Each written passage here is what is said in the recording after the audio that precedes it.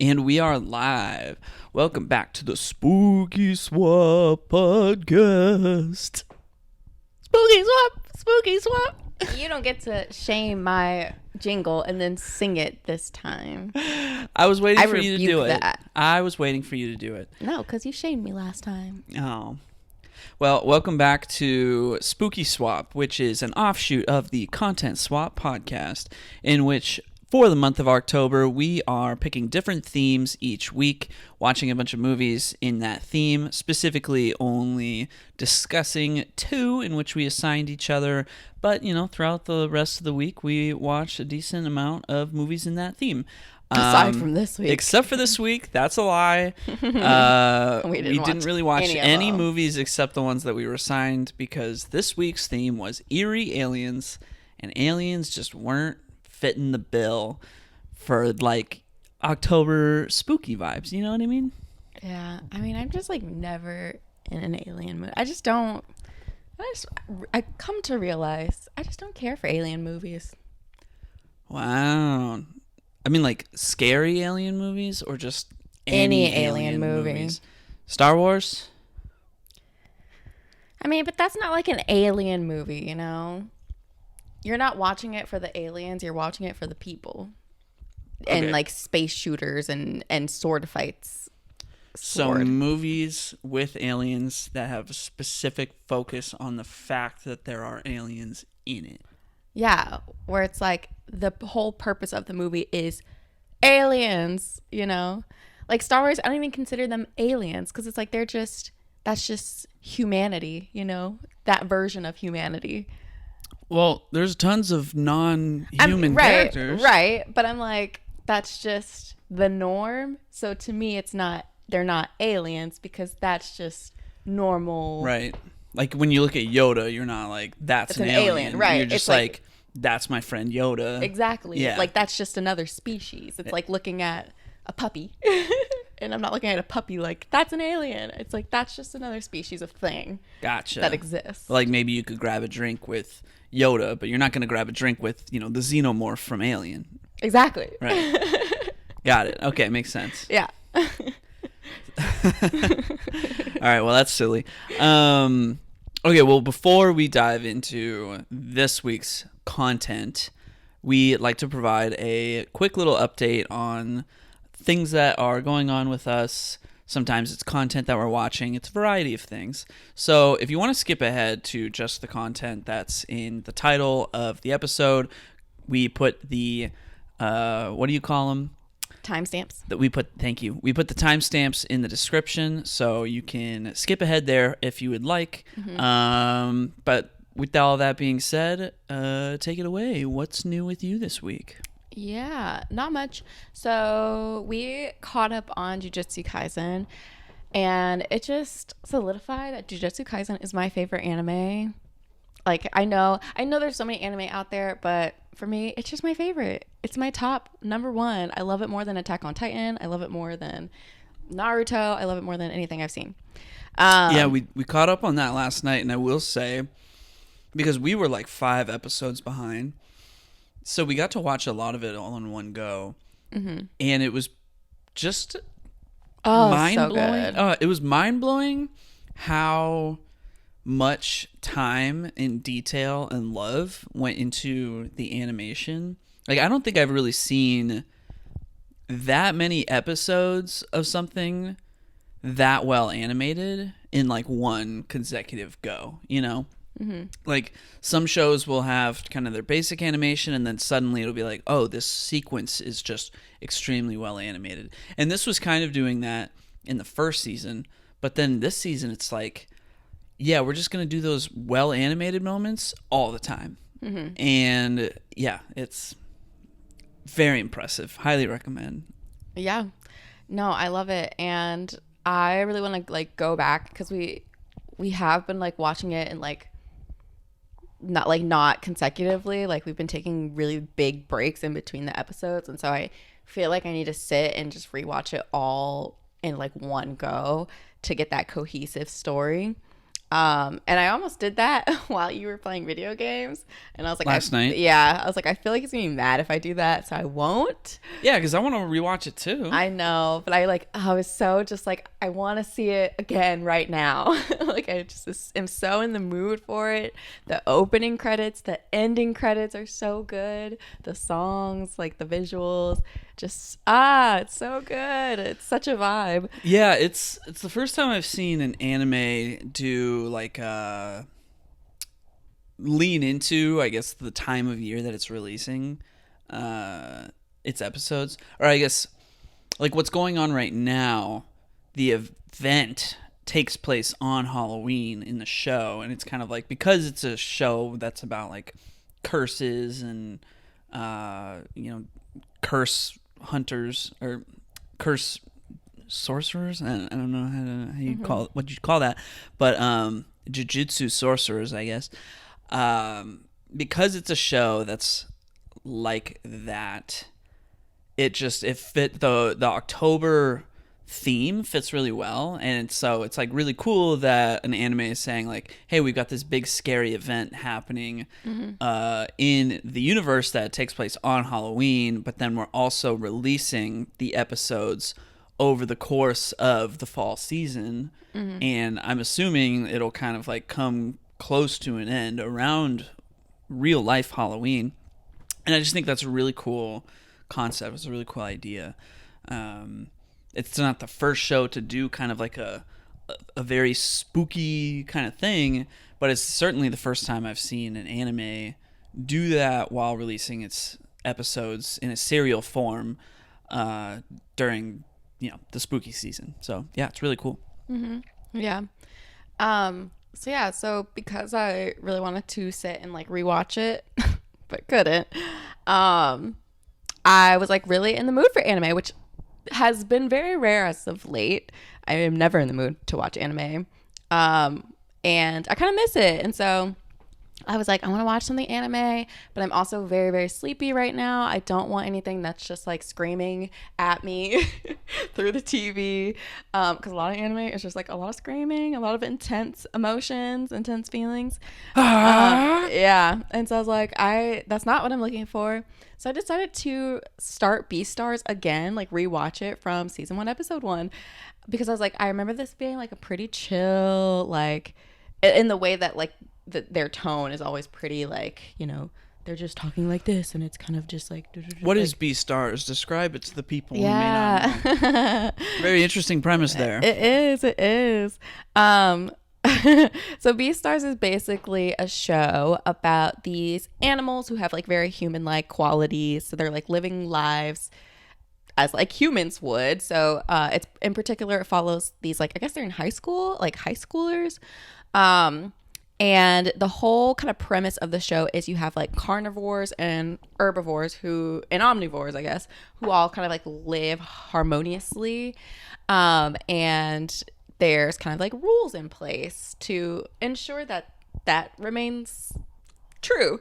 And so that's kind of like how society is set up, and it just operates as a typical like human society essentially.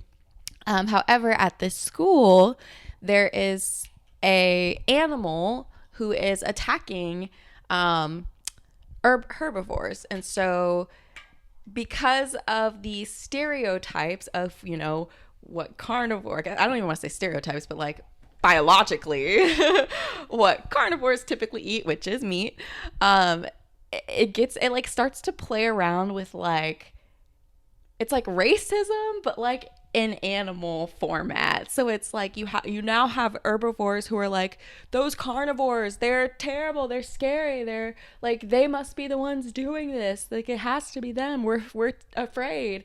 And the carnivores are like, you all just see us as monsters, and that's not who we are, like what the heck, like we're not doing this, like it's not us or whatever. And it's like it ends up becoming like a much more complex kind of storyline about like social dynamics, I guess is the better way to put it. Right, but it's like, I've never seen something that is commentating on social dynamics that's also kind of like, well, there are just some people in society who like to eat other people and we have to like reconcile with that Yeah. and not judge them for the fact that they are just designed to want to eat us, Yeah. but also, the carnivores are like, no, like, what? Don't go blaming me for everything just because you think that, but just because I'm a carnivore and you think somebody else did it. But then at the same time, on the inside, they're like,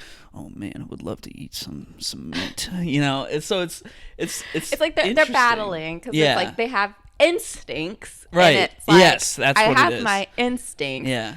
I'm not going to act on those instincts, and we have mechanisms to prevent me from acting on those instincts, and it makes it even harder when you have all these people telling me I am a monster, Right. who is like harmful in this sort of way. So it's Yeah. a very interesting show. There's a wolf who Love him. Yeah. Oh my gosh. His name's Legoshi. Yeah. He can't quite Legoshi. figure out if he just wants to eat this rabbit or if he's sexually attracted to this rabbit. Yeah, he's like in love with her. It's like this weird. He's got an obsession, but he clearly has an affinity for her, like on an emotional level. But then there's like his instincts that are saying like, well, I'm supposed to eat her, and him like.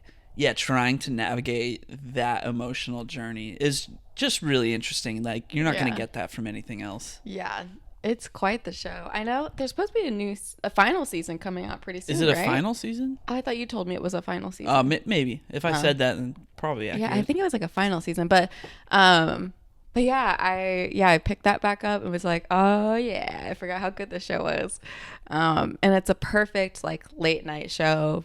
Watch a few episodes before bed, and yeah, so that's been fun. Other than that, not much else. I haven't really been engaging with much content, been kind of slowing down. Life's just been kind of busy, so not too much else.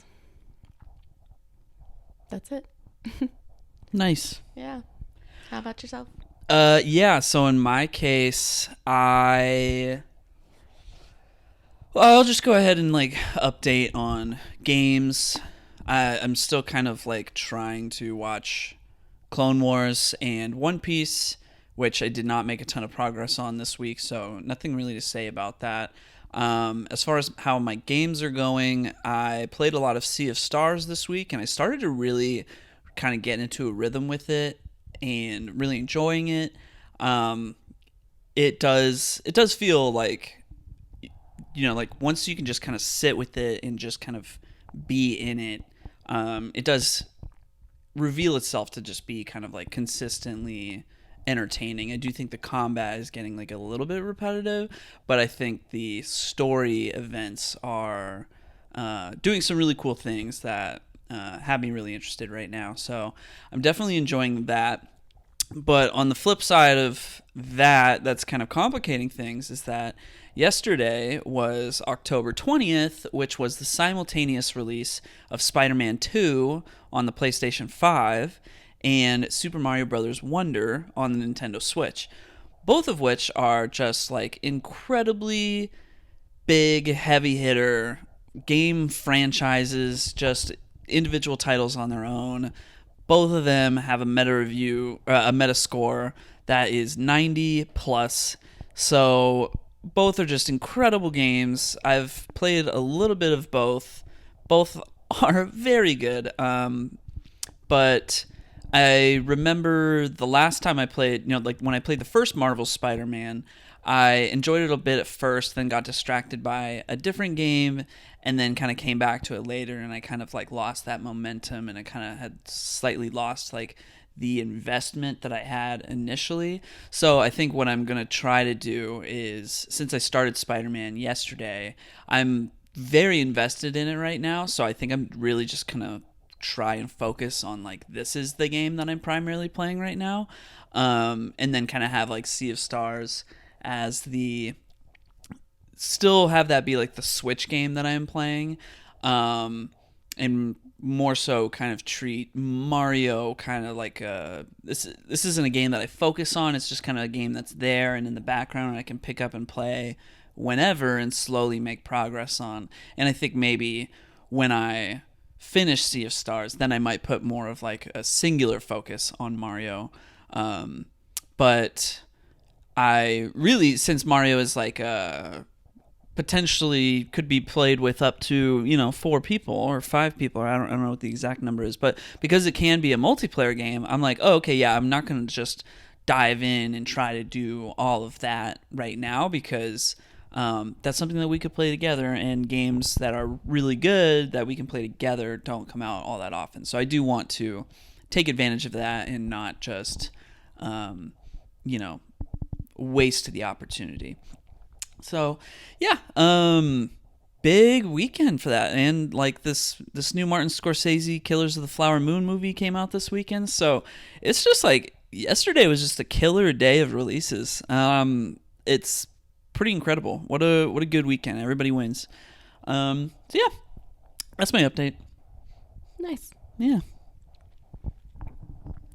Well, with that being said, we have 2 alien movies this week. The theme was Eerie Aliens, and what better movie to start off with than the classic alien movie itself? Alien. Yeah. So, take it away. Yep. So I was assigned Alien, which came out in 1979. And so basically our story begins with a space crew making their way back home when suddenly they receive a distress call from a planet. And based on the contracts that they all signed, they are obligated to investigate this distress call. So that's exactly what they decide to do. So once they arrive on this planet, 3 members of the crew go out to kind of explore and see if they can find like where this call was kind of coming from. And they basically come face to face with this weird, unknown alien spaceship. And one of the members finds a bunch of eggs and, as a dumb person would do, touches it. And an alien like pops out and like attaches itself to his face. So the other 2 members bring him back into the ship to the dismay of Sigourney Weaver. And You just casually mentioned Sigourney Weaver. Like, she's like there. the only person that I knew in this movie. Yeah. So yeah, she's one of the crew members, and she's kind of like the second head of the ship, I guess. Second in command. Yeah. And so she's like, no, we need to put him in quarantine. And they're like, we need to see what this thing is. So yeah, they bring him into the ship, and there's a scientist on the ship who's like, we need to see what this thing is. It's another life form. Let's do some science. And so the scientist is basically responsible for figuring out what this alien thing is and trying to save this man at the same time, because it's just like permanently embedded on his face. I want to say "let's do some science" is like the catchphrase for every movie in which humans kind of brought this upon themselves. Truly, science. Jurassic Park. It's like, let's do some science. Honestly, science is what has saved us and made us live longer, and is also the death of us. Curiosity killed the cat. Yes. Science and technology, they'll get us.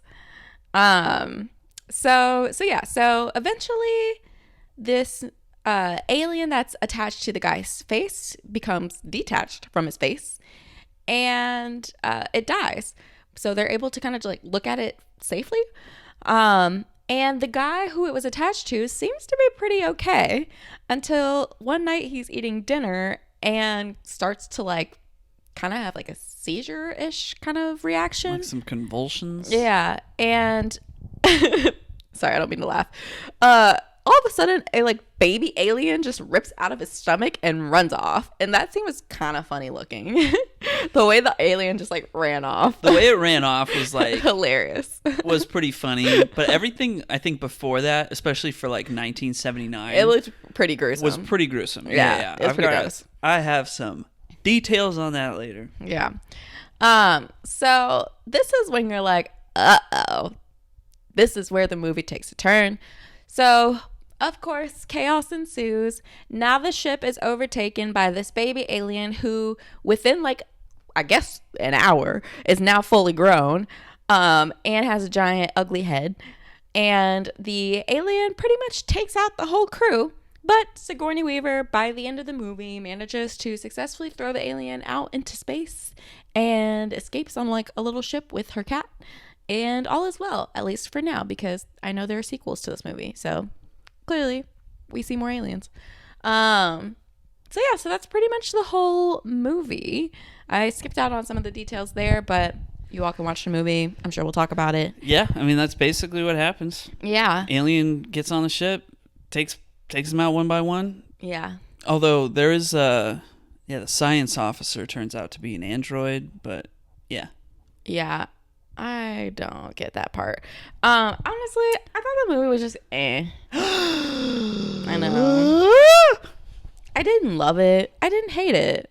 I just like it was I don't know. It was what I expected. And I guess for it coming out in like 79, it looked great.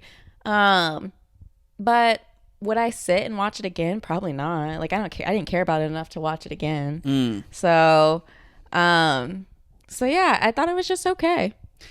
So the first time I watched this movie, I kind of felt the same way. Definitely upon second viewing, which this was my second viewing, I definitely appreciated it more because, I guess, as you put it, like, yeah, 1979, I don't have a very good frame for that, other than I know, like, Jaws came out in 1975, Star Wars came out in 1977, and then this came out in 1979, and like movies weren't really like big budget blockbuster as we know them today until like Jaws came out in 1975. That was kind of like one of the biggest, like that was like the big blockbuster movie like that started it all.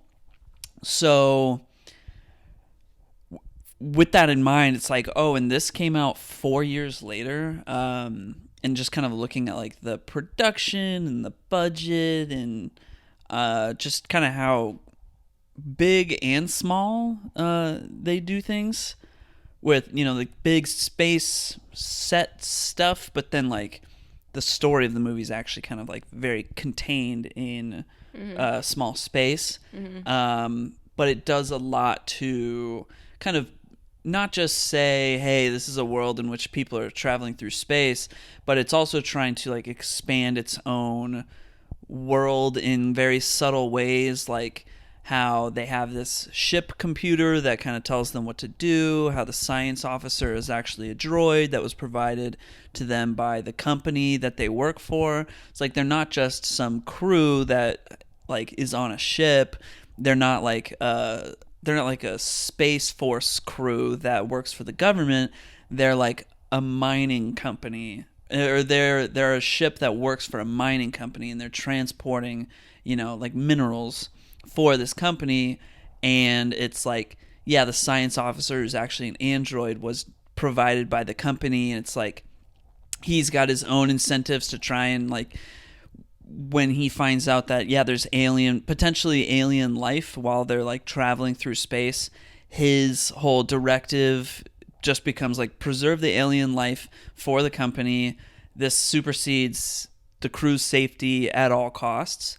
I thought like those were the details that I really didn't appreciate the first time I watched the movie, that I think, yeah, watching it the second time, I'm like, okay, those are small things, but they do add a bit more character to the world itself, instead of just being like crew, space, alien attack. Yeah. Did that make sense? I guess, but if we're not going to see the world, why do we need those details? You know what I mean? Well, it'll be filled out later, franchise. But you got to get me invested, I guess, to get to that like, point, It's just, I just feel like this movie is an example of doing a lot with very little. Like it wasn't trying to build all of it out, because that would be like way too expensive. It's just like, it's trying to tell a story, and it does keep it very laser focused on the story. Like the characters are just trying to get home, and now suddenly they are being attacked by a beast. Yeah. And it's not really trying to be more ambitious than that.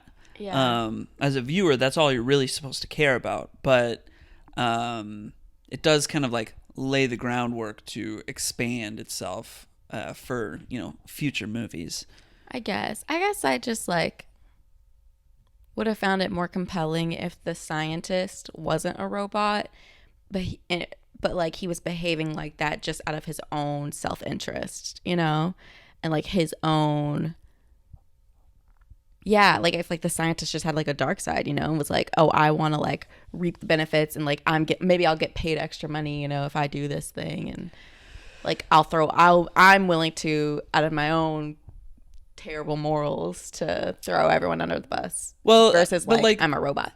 Well, no, because that feels like one dimensional of like, oh, maybe I'll get a raise, or like, I'm doing this for science or whatever. It's the fact that it's this greater organism, as in like this company that they work for, that is enforcing the scientist to protect the alien at all costs and like not care about the crew. That kind of has this like deeper metaphor and meaning of like, yeah, corporations don't care about the little people. They're just trying to innovate themselves. Yeah. And like, even if it's a danger to everybody. And, kind of like what you said earlier, like progress and technology. No, I get that. I'm saying the company still would have been the part of like the company hired him to do that. Like I'm saying, like him and the company working together, to do that. So like that whole aspect of the company being behind it all is still there, but it's like, because I think it makes it even more realistic if like there are greedy people in the world who would be willing to throw other people under the bus to, make it to the top of these companies or whatever, So it's like I feel like that like grounds it a little bit versus like you had the robot in there, like him being a robot. I was like, well, it's it takes place in the future. We can travel the stars. Yeah, maybe there would be robots, and maybe it would make sense for a company like this to impose its will on the crew. What's the word? Virtually, I guess, by putting this robot on the ship. I think it's more interesting. It just fills out the details a bit more than just like, yes, this science man, for the sake of science, wants to, figure some stuff out or whatever. It's like that would be saying, any scientist is evil in this world potentially, versus like any scientist could be evil in this world, versus in this case it's saying like, no, this is specifically because of like this company, and maybe there's somebody who's running that company, and that's the reason why this decision has kind of come all the way down to what's now happening to this crew. And I just personally think that's just more interesting than just scientist character for the sake of science, when really it's maybe like scientist character who created this whole crazy mining company who has, like that character that you preferred him to be is actually the guy who's like behind the curtain running the whole company, and the android is just like a representation of that. I guess it just kind of pulled me out of it. I guess it didn't feel as sinister. I don't know. It just like it removed responsibility from this character that I have now like established, and kind of just felt a bit silly. And so then I was like, oh, okay. All right. Well, what did you think of the alien itself? I thought he was silly. Which, like, I mean, for the time, I'm sure people were terrified. I'm sure in '79 when people went to the theaters, they were like, "Oh my gosh, that's so scary." But watching it now, I was like, "This is so ridiculous. What is up with his head? Oh my god! Why is he posing the way he's posing? Like the light would flash on him, and he would be like, "Hello," and I'd be like, "What is he doing?" It's a timeless design. It's like clearly that is a man in a suit. Oh my god. Well, we are still using that design because it's terrifying, honestly. I think it's scary. Like the first time I saw what the aliens look like from Alien was in Alien versus Predator. Yeah. And I remember thinking like, yo, that is some scary stuff. Like when you think of like the worst case scenario for a scary alien that's going to take out a crew, this is pretty much up there. I will say I did like that he kind of like camouflaged into the ship. I thought that was pretty terrifying. But yeah, all the other parts I was like, this is kind of funny. I did read that the alien costume itself was like very volatile, so like it could break really easily or tear really easily. So when they did that whole part where he kind of was like blending in with the ship, they actually had to build the set around the guy in the suit. Wow. In order to make that work, because otherwise things would have broken off. Things were broken off. Yeah. Specifically the tail seemed to be breaking off a lot. I forgot he even had a tail. Well, in later movies, they take full advantage of the scariness of the tail, I will say. Yeah, and his like retractable teeth. I don't know. I mean, I think for 79, I think it's just a very impressive movie.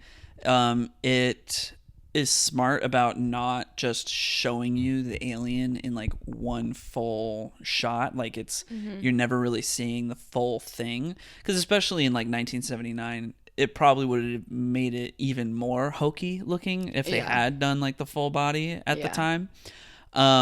But then when you kind of like compare it to the most recent Alien movie, which was Alien Covenant, I didn't even watch that movie, but I remember seeing a shot in the trailer where it's like the alien, you see the alien in like broad daylight on top of the ship, like trying to attack the people.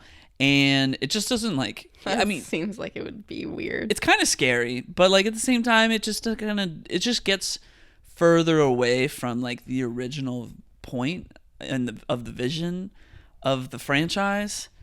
And I mean, maybe this is just kind of like a deeper argument for like the issue with franchises, because obviously they got to do something different. They can't just rehash the same thing over and over again. That's what Star Wars tried to do. Didn't really work in their favor. But I don't know. It's just for me, beyond this movie and its sequel, Aliens, like, we don't need to keep making alien movies.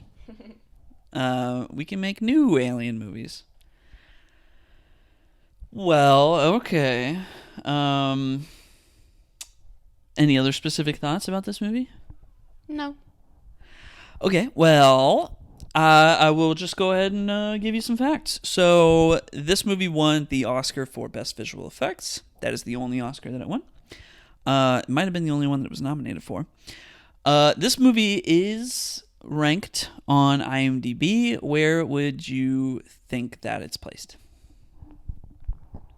Maybe like 8. Number 8? Oh, ranked. I thought you meant like rating. Oh yeah. I mean, every movie's got a rating on IMDb, but it's this movie is ranked as in it is rated in the top 250 movies on IMDb specifically. Yeah. I give it like between 1 and 250. Where would you guess this movie places? Maybe like 123. I probably would have guessed something kind of similar. I was a little surprised that it is actually number 53 on IMDb. Wow. Yeah. So, interestingly, the movie's production budget was only $11 million, estimated to be $11 million, which, I mean, yeah, I guess 1979, different time. I was like, that seems pretty high. I guess that's high for it. So I was reading that originally it was going to be like 4.2, and then they increased it to 8.4 because they saw Ridley Scott's storyboards and were so impressed by them that they were like, oh yeah, we got to throw more money at this project. I read that Tom Skerritt, the guy who plays like the commanding officer of the ship, he was originally like not signed on, but then through some circumstances he did kind of join, but then halfway through filming he asked if he could forego his salary and just get a half percentage of royalties because he was like, this movie's going to be good. Which I don't know if that actually happened, but if so, brilliant. Let's see.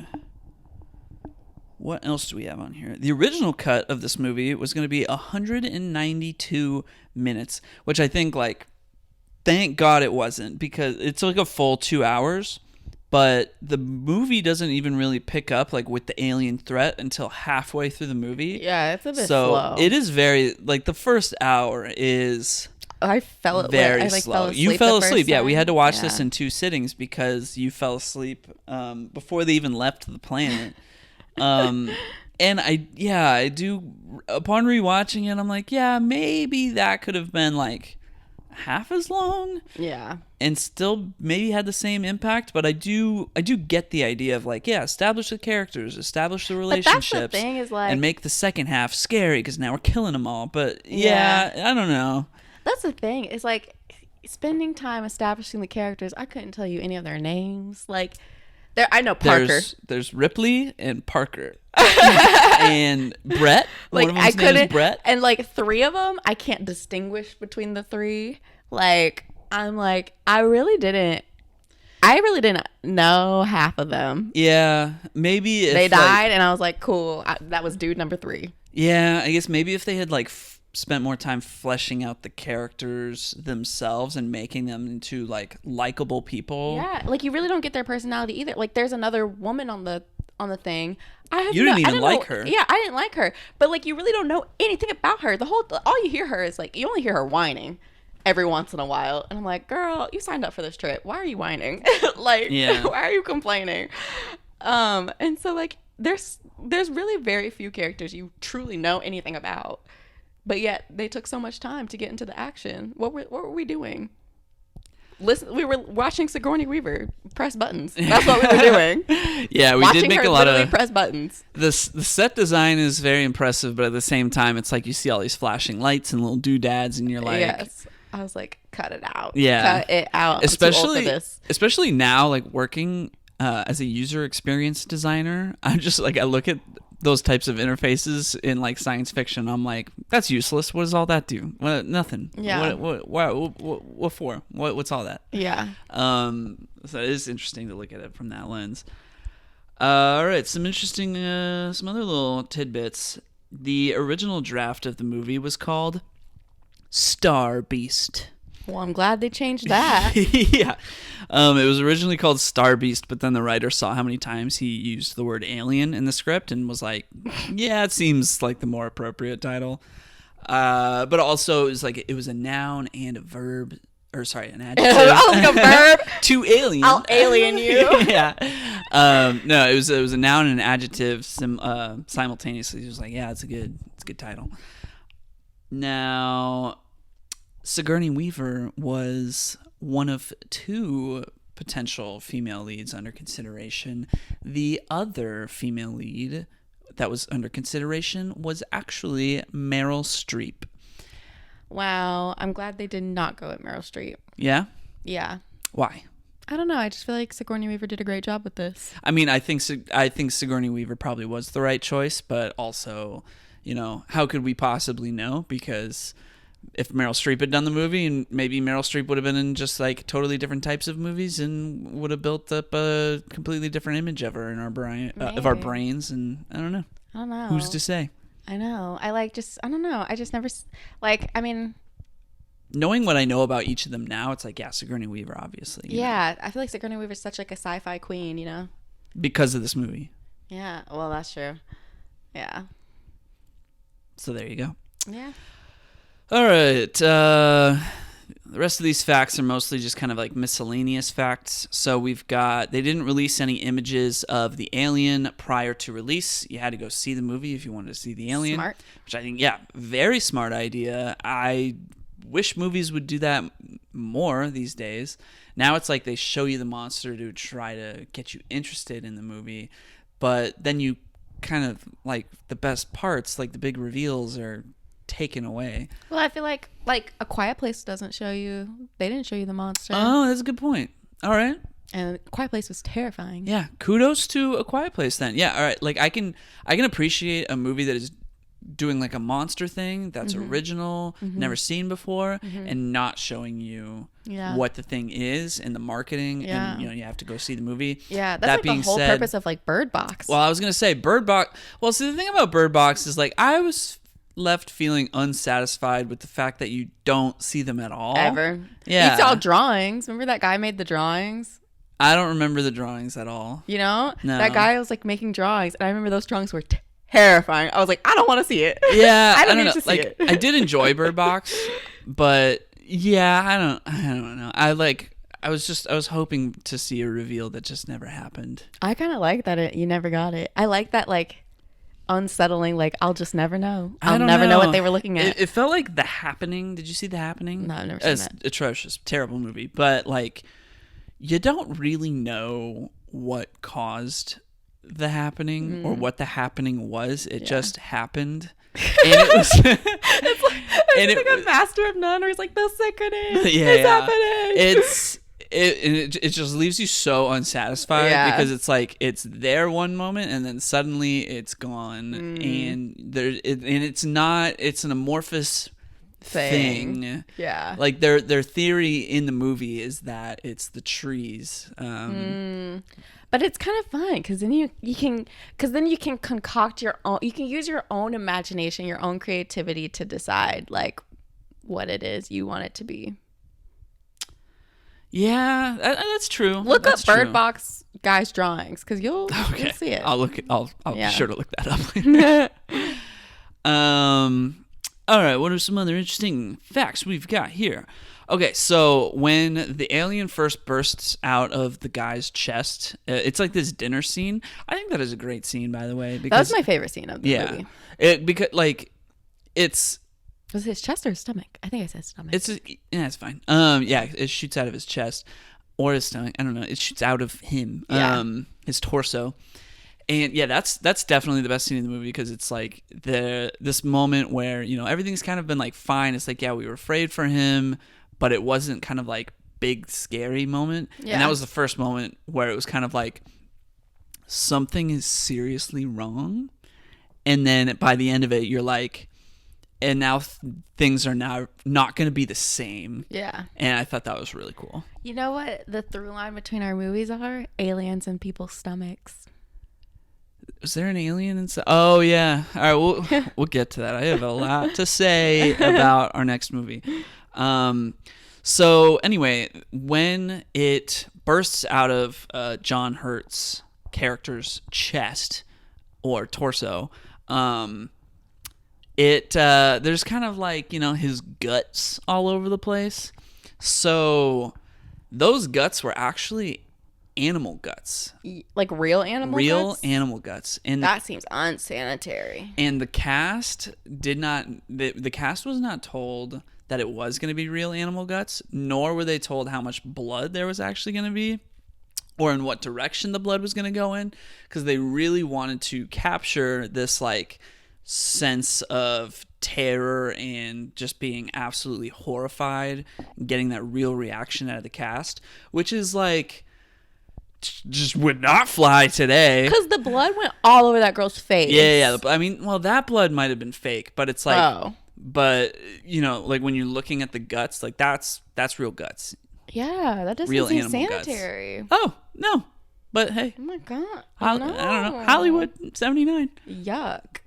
Yeah, so I was reading, and apparently, like, it worked so well that, and I say like so well, kind of like sarcastically, because the actor who played Parker went home that night and like didn't speak to his wife for hours because he was just in such shock from the experience. Wow. Yeah. He was like my favorite character. He was a good character. Yeah. All right. What else do I have in here? I'll go. We got a twofer here, thematically. So I'll just gonna go with both of these. The tendons of the alien's jaws was made with condoms. I'm sorry. What? Yeah. It just the tendons. Yeah, I don't know. That's what the note said. The tendons of the alien's jaws were made with condoms. Well. Now, the alien slime, you know what I'm talking about? Yeah. His little drool. Yeah. The slime was actually KY jelly. That makes so much sense. Yep. What else would you be able to use? I don't know. That would be like goopy like it was. I mean, how great that you can just go to the store and pick it up rather than having to ask somebody on set to make it. There was a lot of like goop everywhere. They had to have like a bucket. I'm sure they did. Yeah. My God. All right, what else? There's a scene where John Hurt's character enters the egg chamber, and there's like this blue laser light. Do you remember that?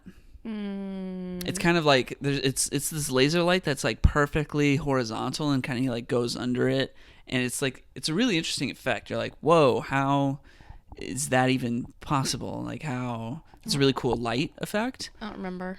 Oh, well, that blue laser light was actually borrowed from the Who, because they were testing it out for their live shows on the soundstage next door. So they just borrowed it for the movie scene it looked cool, and that's how you got that. Wow. And my final fact, there's a scene, you pointed this out in the movie, how kind of weird this was, where one of the ship's mechanics, he gets taken out by the alien, but the scene takes place in this space where there's like a kind of a light coming from the ceiling and like some chains dangling down, and like water is kind of coming down on those chains from the light. And you made a comment saying like, what room is this? Like, what is this for? Why would it be there on a ship? Like, why is this ship so big? Right. And I was like, yeah, that is a really good point. You were like, that's their self-care room, or like yeah, I know. I was like, yeah, the meditation room. That's the meditation room. This is the Zen room. Or that's the like interactives, like, you know, like where you go to get your slime and your fidget spinners, you know. What do you call those? Like manipulatives? Yeah, manipulatives. Yeah. So anyway, funny. that is just a joke. But yeah, when you raised that, I was like, that is a really good point. That doesn't make any sense. Aesthetically, though, kind of cool, right? Yeah. So apparently that whole scene was a big point of contention between Ridley Scott, the director, and the producers, because the producers were like, this doesn't make any sense. Why would this be here? But Ridley Scott decided to stick with his guns because he felt like it would just add a little bit of extra movement to the scene and just kind of add to the scene in general, So it was I just guess. stuff he put together. So he just put it in, yeah. Wow. And you know what? Like, it works. It's cool. No, it doesn't. Because But I it's was like, where is he? What is like, he doing? It is weird. It's like, why would there be dripping water from here? Like, he's like cooling off. Yeah, in it. I'm like, he's. And it's like, where's this water That's even the coming thing. from? It's not like it's like the environment is such a big part of the scene. So like your attention is drawn to what he's experiencing in this room. Yeah. So you can't help but be like, what the heck even is all this mess? Yeah, and to find out that the reason is just kind of like the director thought it was cool. It looked cool. No reason. You Yeah. wouldn't find this. It's just because it was awesome. Oh, am I making noise with that? Probably. My bad. Yeah. Well, so astute observation. And those are all the facts that I have. Nice. So you would not watch it again? No. Well, one of these days I'm going to get us to watch the sequel, and that one was directed by James Cameron himself, and I think you might like that one, maybe, hopefully. It's definitely, like, this movie, when you watch Aliens and you compare it to this movie, it's like you can just see the technical innovations, the bigger budget, which it makes you appreciate both movies individually, because, you know, Alien was just able to do a lot with a little, and then Aliens is able to do a lot with a lot. I mean, I watched part of the third one with my dad this past No, that summer. one's supposed to suck. Yeah, it did not look great. All Alien movies after Aliens just did not review well, from what I understand. Sigourney Weaver stayed with it. She stayed with it for, I think, like the third and fourth one. Yeah. Crazy. And then they made Prometheus in like 2012 or whatever. That, I bet you didn't even know that was an Alien movie. Actually, they didn't even. Oh, you did know Yeah. that? Okay.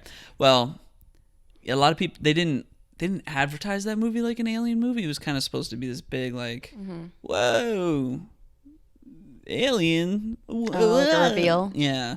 I mean, it sounds like an alien movie. Prometheus. Yeah. That's like saying, just come up with any old word and like, oh yeah, like, there's got to be a bias there. Anything with Atheist in it. Oh yeah, it's got Etheus in it, so clearly must be attached to the Alien franchise. That doesn't make any sense. What are you talking about? I mean, like, it just. Oh, okay. I get what you mean.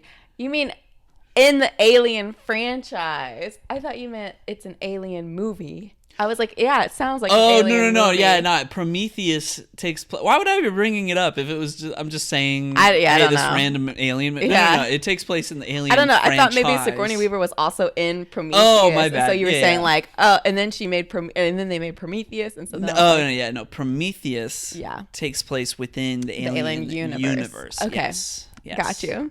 I was like, it sounds like an Alien movie. I was like, and people were shocked that there were aliens in it. Right. Yeah. That's funny. Okay. Because it wasn't supposed to be that. Got you. Makes sense. Or at least it was. I don't know. I can't quite remember. But I remember knowing, like, oh, yeah, that's actually an alien movie. Anyway. Cool. That's everything on this movie. Awesome. Let's pivot. All right, let's pivot. So, this week for Eerie Aliens, I was assigned a movie called Annihilation. Came out in 2018. Got it Yes. right that time. It was written and directed by Alex Garland, who may be best known for directing Ex Machina, which is a movie about a robot woman. It has a lot to say about like AI, the internet, and The web, as the my mom web. calls it. Yeah, right. Surfing the web. I know. That's so funny. So Ex Machina was a really interesting movie. I had not seen Annihilation for, I don't know, whatever reason. And so I was kind of looking forward to this movie. I knew that like it wasn't, if it was supposed to be like this big, crazy, incredible movie, I would have known that. So I didn't have like the highest expectations going into this movie, but it was also like just intellectually curious because Alex Garland made it, and I don't know what he's made since. And you know, it's good enough for Natalie Portman to be in it, so hey, maybe there's got to be something to it. So the movie itself is about a biologist who is Natalie Portman's character.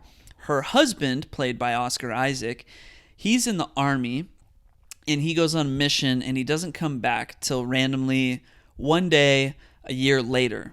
But he's like sick, and it's kind of this weird thing. And then the army picks up her and her husband like while they're on the way to the hospital, and he's like kind of in quarantine, and a psychologist appears and reveals to Natalie Portman's character, Lena is her name? Yeah. Reveals to Lena that her husband went inside this amorphous purple bubble liquid force field called the Shimmer, and they don't know what's going on with it. So her and 4 other science women go in to find some answers, and they go in. They discover that the Shimmer is refracting all DNA, whatever the hell that means. And so they're seeing weird things like crocodiles with teeth that they shouldn't have, and deer with plants growing on their antlers. And then one by one, they slowly like, get it killed scrambles off. their DNA, so then it like creates mutations essentially. Yeah. I mean, I get it. Yeah. I get it. Yeah.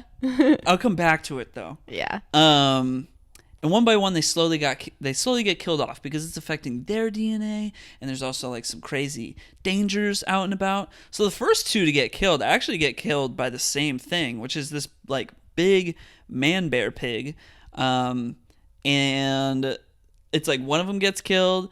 Then the next one is kind of like suspicious of Natalie Portman and the psychologist because they didn't know.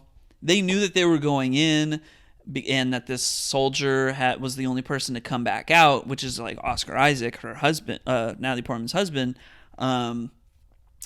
But she did not tell them that was her husband. So, you know, Gina Rodriguez, she's like this character who becomes untrusting of the rest of them. She finds and the out shimmers, like, it can it's like also like affect your messing mental, with your right, yeah, right. and mess their mental space. She like finds Natalie Portman's locket for whatever reason.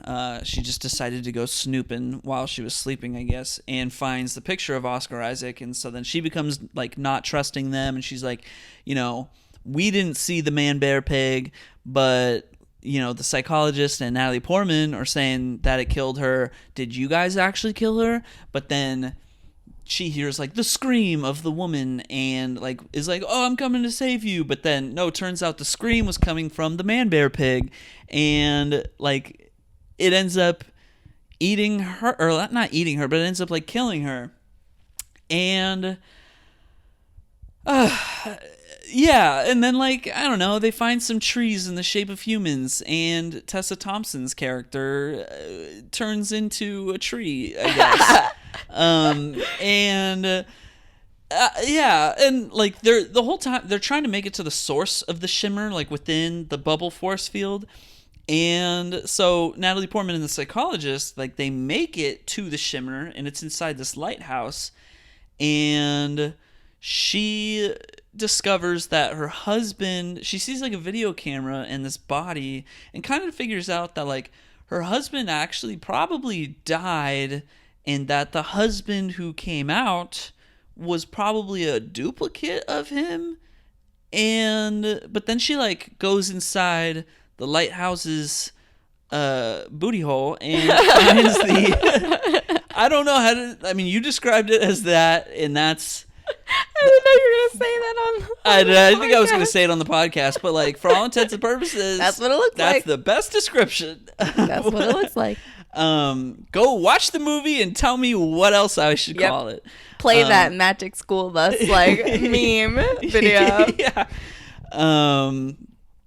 And like she goes in there and she finds the psychologist who's like spouting off some metaphorical nonsense, and then she says the word annihilation at the end of this speech, and then like she shoots a laser beam out of her mouth, which that made no sense. Which then spouts out, it's like this bubble liquid, and then it turns into like, I don't know, a portal or something, and then Natalie Portman's blood goes into it, and this then creates a duplicate of her, which is just mirroring her, but then she like blows it up with a grenade, and then everything around her, like on this beach, kind of starts to burn down. And then she's interrogated by Benedict Wong. I guess she got out of the force, the shimmer.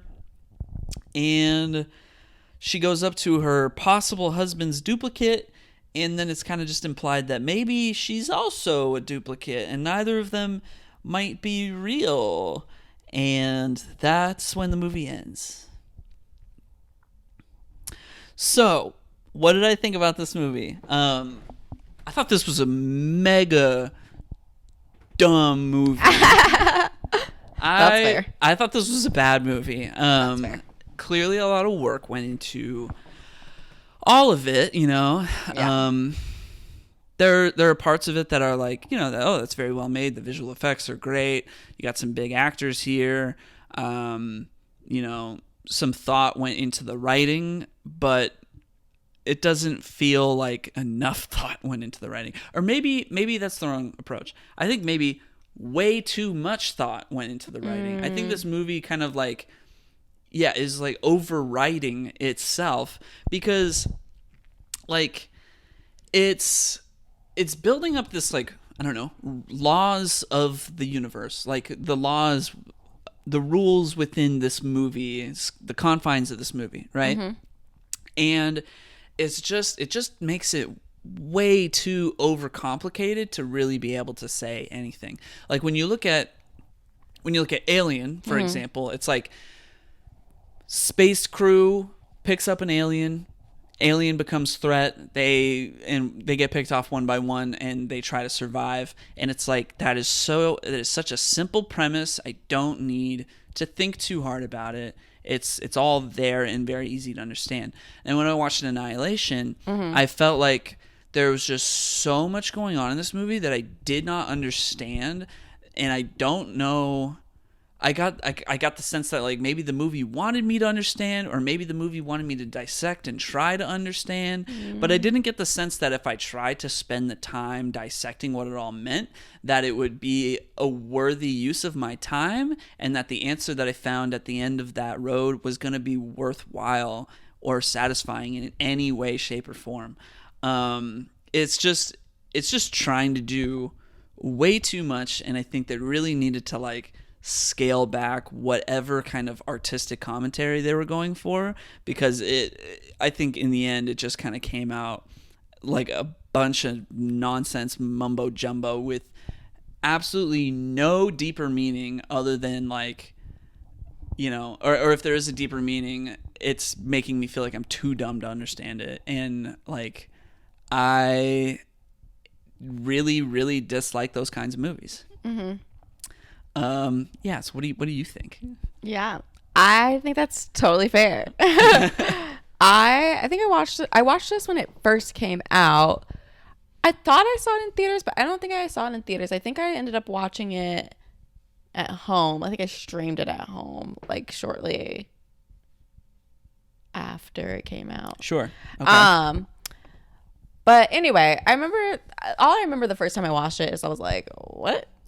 What just happened? I just remember it being weird, but I didn't remember kind of like my thoughts about it. So it was very interesting rewatching it again, because I remembered all the details of it, but rewatching it, I was like, I felt the same way. I was just kind of like, what is all this? Like, what? Especially once, because I do enjoy leading up to the lighthouse.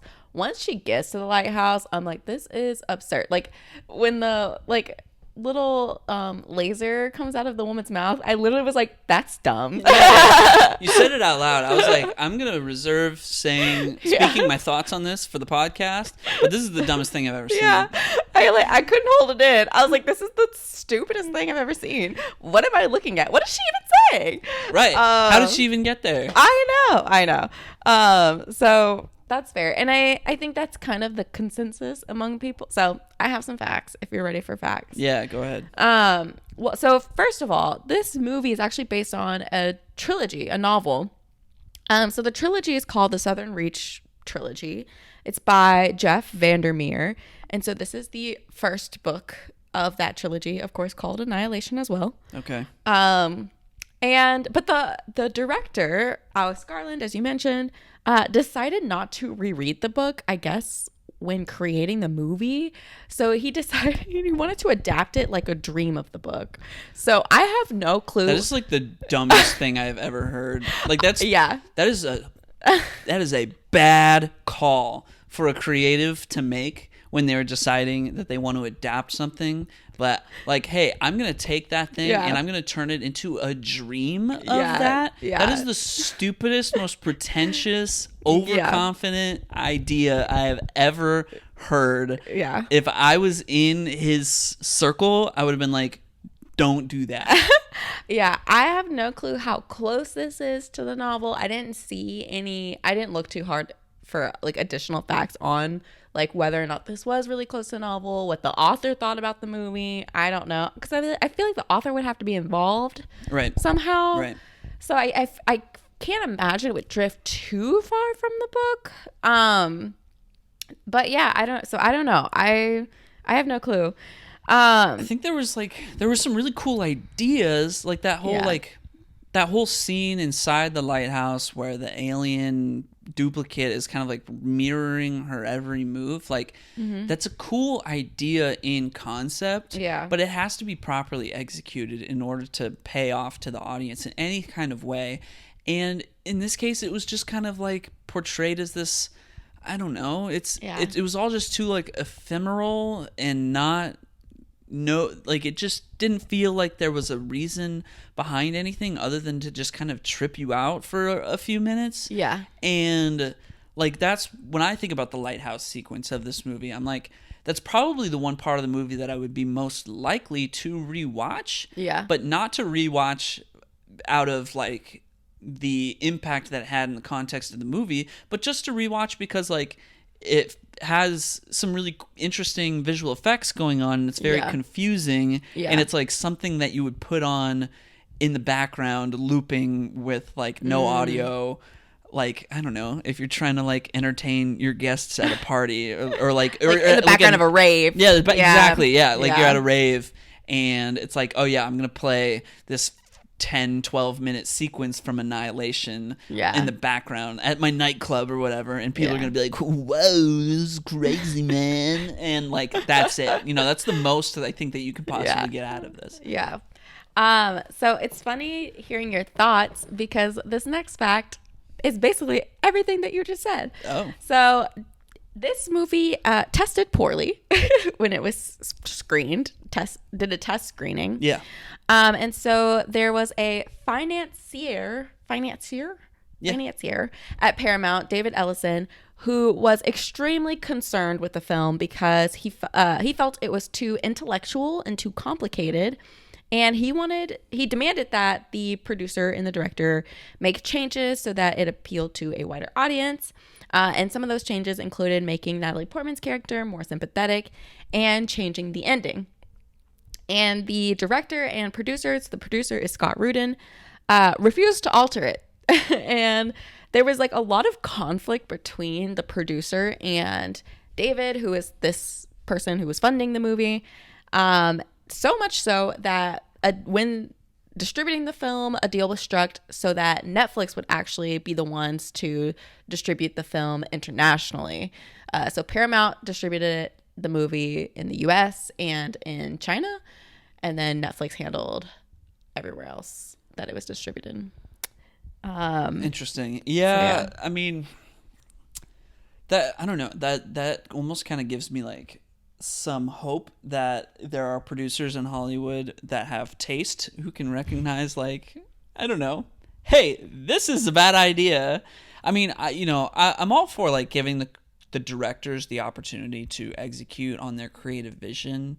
And I don't like it when you hear these stories about like producer interference, especially from like the producer did not interfere. No, I know, but like maybe he wanted to, you know.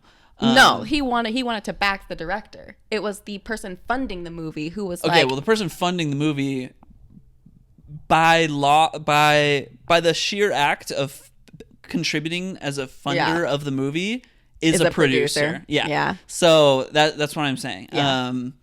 So him as a producer, like speaking, I don't know. I have mixed thoughts because. But like they didn't end up changing it? No, they refused to change it. Okay, because I was almost thinking like, oh, it's because this guy interfered that they went with this like very shallow ending of like, oh, is she a duplicate? Is she not? Or is he a duplicate? No, what we saw was their vision. Oh, and what a terrible idea. And the guy financing it wanted it changed. He did not want this ending. It's hard. It's hard because I think maybe... if he had gotten his way, the movie could have maybe been better. Because it seems like if that's the ending that the director wanted, he just went about it in a very roundabout way. Like if that's what you wanted the ending of the movie to be, left with this question of like, are they real or are they not? You didn't have to make it so surrealist and like confusing and kind of leaving my brain in a fog through the experience, you know, like you just didn't have to do that, and you did it. And then you left me with this very shallow question that I didn't even care to consider. So I get why the director wanted to. I mean, I get why I get why the producer would want to change it. I get why the director would not want to change it if that was his vision. But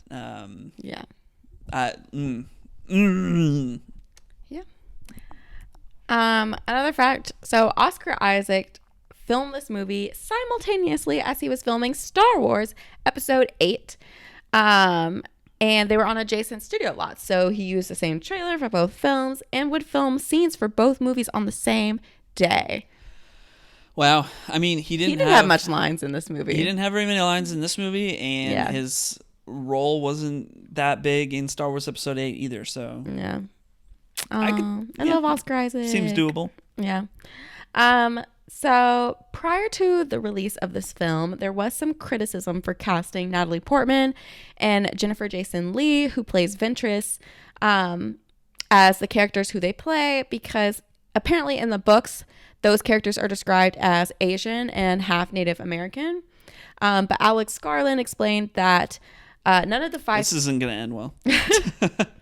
Alex Garland explained that none of the 5 female characters' ethnicities are revealed in the first book. And that the script was completed before the second book was published. And so he casted based on who did well when they auditioned, and that's what he went with. Sure. It's never a good sign when the director has to make a comment on why they casted a certain race of a character or whatever. Like, it just never goes well. It's like when they interviewed the directors and producers of Final Fantasy 16 recently, and they were like, "Hey, why are all the characters white?" And they were like, "Well, because it's taking place in this like medieval setting, and we wanted to make it accurate to like what that time would be." But it's like, in reality, not everybody was white in medieval time. It was mostly white, but not everybody was white. Yeah. And so it's just like, not a good answer. Yeah. Ideally, they shouldn't. I mean, they should have diversified the cast, but also like, just don't put the directors and the producers in the position to have to answer that question, because it's never going to go well. Yeah. Yeah. Last fact about the making of the movie, and then I have just a few about the movie's content. But Frances McDormand was considered to play the role of Ventress. That would have been way better. Yeah, for sure. So two facts about the movie's content, and I just want to include these to just further emphasize the dumbness. So I don't know if you noticed, but the whole time we were watching the movie, this was really bothering me because I thought I was making it up, but then I realized I was not. So there's a snake tattoo that Lena has on her forearm when she's being interrogated by Benedict Wong. And anytime she didn't have that tattoo in the earlier parts of the movie, right? Yeah. Exactly. And so I was like, what, did she have that before? I thought the same thing. I was like, I didn't notice this tattoo. Why give her the tattoo if I'm not, as a viewer, going to notice it until now? Yeah. Yeah. And they don't mention it. Like, right. It's just unclear why she has the tattoo. It's probably because her character was once in the army. That's what I figured. So we were correct in that she does not have this tattoo on her arm before she enters the Shimmer. This tattoo also appears on the arm of Anya, which is Gina Rodriguez's character, and on the body of the soldier who was killed on the wall in the building that they enter. So the tattoo is a symbol of a snake eating itself, which ties into... Or a Boris tattoo, yeah. Yeah, which ties into the film's theme of self-destruction. So Ventress gives... Was it Ventress who gives this whole, like, speech about self-destruction, or... Yeah. Yeah. Oh, yeah, that's right. Yeah. Oh, that was the... Oh, so stupid. Yeah. Yeah, because she's, like, a psychologist. Yeah. She's making this commentary about... trigger warning. Yeah. She's making this commentary about committing suicide. And she was like, we don't actually commit suicide. We just self-destruct. And I heard that, and I was like, a psychologist did not write that line. A non-psychologist wrote that line. Both of us were like, what is she saying? Yeah. Like, what point is she trying to make? Right. What is she talking about? Yeah, so this is like an underlying theme of the movie. So speaking of underlying themes. Yeah, self-destruction is one of them. Yeah, sure. I don't know. It's obvious and not... Yeah. Like, you tell me that, and I'm like, yeah, I guess, yeah, sure. Yeah. What am I supposed to be like? Oh my God, good job, Alex Garland. Wow, you had this theme of self-destruction. You left me with this crazy question at the end of the movie. Oh my gosh, you should be a plot. No, movie sucked. Sorry. I'm clearly very passionately upset about how much I didn't like this movie. That's fair. So last kind of facts about underlying themes in this movie. So the alien life form in this movie is not aggressive, and Natalie Portman makes this claim when she's being interrogated by Benedict Wong, because he's like, the alien's trying to destroy us, and she's like, no, I don't know what the alien's just here. And so basically All of the organic life forms within the shimmer are not aggressive. So the plants, animals, etc., they become symbiotic with the alien life form. In other words, they assimilate. However, those things that are aggressive and self-destructing are annihilated. So in particular, You did not just use the word annihilated. Annihilated. That's what the fact said. That's the word the fact said. So in particular, we see that Natalie. Okay, but I have thoughts about this fact once I finish it. So let me get through it. Yeah, go ahead. So Lena, which is Natalie Portman, as well as Josie Tessa Thompson, according to this fact, deny all aggressiveness and self-destruction, and so they're assimilated by the alien life form and not destructed. Unlike the other woman from the squad, which end up getting like dying horrible deaths. However, I disagree with this because Natalie Portman was pretty aggressive. Like, she comes in guns blazing. Yeah, it's the dumbest thing I've ever heard because the woman who does get killed first, literally does not nothing. Do anything. Does nothing. She's not aggressive throughout the movie. All. And Natalie Portman's character specifically guns down a crocodile. Yes, 100%. And so I was like, no, I reject this fact. This is some nonsense. Absolutely not. Yeah. So I don't know if that was like a true, I don't know if some like random person wrote that as like their own kind of commentary on the movie of what they thought. I disagree with it. You can watch this movie and decide if you want to disagree with it or not. But yeah, I was like, no, that does not hold.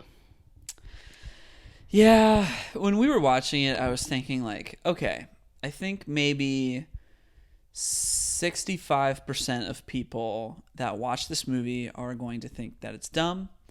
And then there's going to be like 30% of people who didn't think too much about it and were just like, oh, that was a cool movie. Yeah. Oh, must be pretty smart movie. Oh yeah, like and you ask them about it, like, what'd you think of Annihilation? They're like, oh yeah, it was a pretty cool movie. Yeah. Not thinking too hard about it. Yeah. And then 5% are probably, the people who like really analyzed it and tried to understand it. And I hope those people are happy. Because I definitely fall in the 65% that thought this was a dumb movie. I would genuinely give this a waste of time out of 10. It is fun to talk about after watching it, but yeah. I was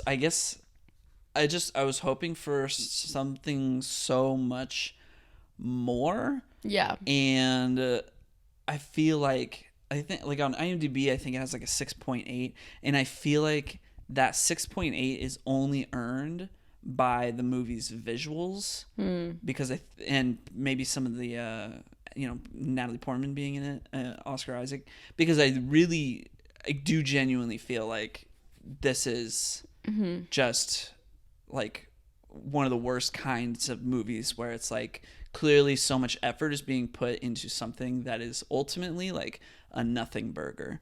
And like that to me is just like, it leaves me feeling the movie itself is hollow, and then it leaves me feeling like hollow. And it just I don't recommend it. I don't recommend it, but I'm glad you picked it. I'm glad we talked about it. Yeah. Have you seen Arrival with Amy Adams? Yeah. Okay. That's a good movie. I like that movie. I think that's a movie where I feel like it's almost very similar to this. They came out like kind of at the same time. Right. But I think there's a lot more to piece out from that movie that is just ultimately satisfying. And it's also, it has a level of like, you could analyze it and find a satisfying answer, but you could also not analyze it and still just enjoy the movie on the surface. Yeah. And this movie was like, if you want to really enjoy it, you got to deeply analyze it. But if you do, you're not even gonna find a good answer. So, like, what's the point? Yeah. Yeah. Okay, I'm gonna stop now. I'll get off my soapbox. This is not. I apologize. No need to. Yeah. No need to.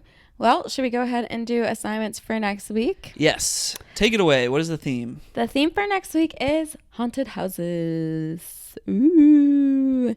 And to be quite honest, my movie might be a stretch. I don't know if you really consider it a haunted house movie. I mean, it's definitely not a haunted house movie, but I think there's a haunted house aspect if I'm remembering it correctly. Like, I think you could kind of, in a way, consider it. I forgot Haunted what house? you were going to assign. What is it? I'm giving you Last Night in Soho, which you might not enjoy. No. I know you really don't want to watch this movie. Well, I remember when you did watch it, and I was like, go ahead and watch it without me, because my current perception of this movie is a lot like my perception of Annihilation. So I'm not like super stoked. You might feel the same. I can't guarantee So you'll we'll enjoy see. it. We'll see. I'll watch it. We'll see how it goes. It's one that because I watched it fairly recently, and I was just kind of like, what? All right. Well, once we're out of the spooky swap territory, I only ask, like, give me one of your heavy hitters after this. No, for sure. Okay. Yeah. Cool. All right. Last Night in Soho. All right. And my content pick is a video game. Finally, doing another one of those, and mine's a bit more on the nose with the haunted house theme, because it is Luigi's Mansion 3, the video game. Specifically picked it because it has co-op elements. We've actually already started playing it, just because we knew we were going to be too busy and not have enough time to play this in just like a week. So we've actually sat down and played it once already. We'll have to sit down and play it at least once more. So full thoughts on that next week? Yeah.